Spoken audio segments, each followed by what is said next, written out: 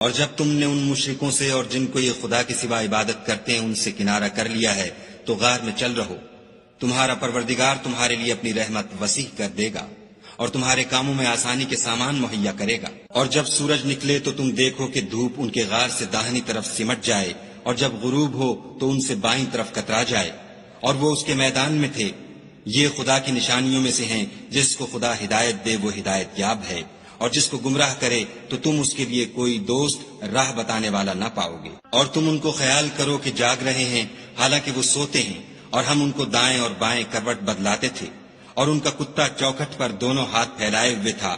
اگر تم ان کو جھانک کر دیکھتے تو پیچھ پھیر کر بھاگ جاتے اور ان سے دہشت میں آ جاتے۔ اور اسی طرح ہم نے ان کو اٹھایا تاکہ آپس میں ایک دوسرے سے دریافت کریں۔ ایک کہنے والے نے کہا کہ تم یہاں کتنی مدت رہے؟ انہوں نے کہا کہ 1 دن یا اس سے بھی کم۔ انہوں نے کہا کہ جتنی مدت تم رہے ہو تمہارا پروردگار ہی اس کو خوب جانتا ہے۔